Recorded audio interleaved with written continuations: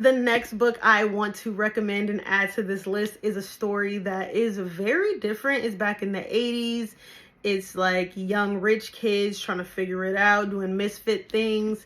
And this is a story that I wouldn't gravitate to, but one of my favorite book talk besties recommended it so many times, and I was like, I'm gonna read it.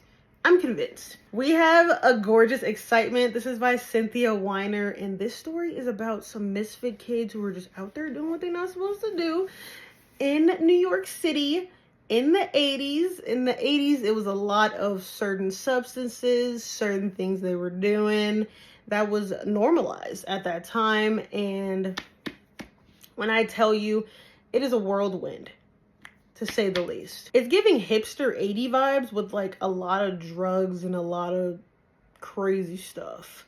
But overall, the story was very, very good, and I actually really enjoyed it after like giving it some time to breathe.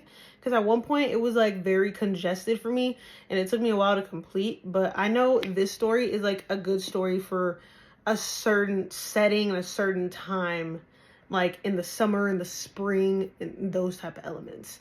But overall, I feel like this is a very nostalgic story. And if you're into nostalgia, as well as like jumping into nostalgia, if you weren't there in the 80s, highly recommend. We have none other than my favorite author. I literally had to remind myself that I didn't read book one that she first published this year.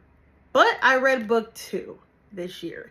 And when I tell you this story, after again digesting it, giving it a moment, letting it breathe, this story was a mess. This is a mixture of Mean Girls, Pretty Little Liars, but just like insane.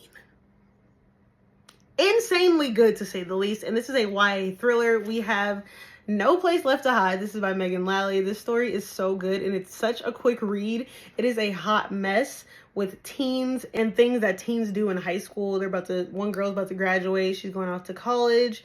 And it's just a lot of things unraveling from back in the past, bringing it here to present day, friendships getting broken up, a lot of shady things going on behind the scenes. Megan Lally, if you have not read any of her stories, make sure you go check her out. Her writing is so smooth and just so like, it's like a breath of fresh air. Like, it's so easy and smooth to read. It feels like a movie. It feels like you're watching a TV show and you're waiting for the next scene to come and you're just like, yo, what's gonna happen next?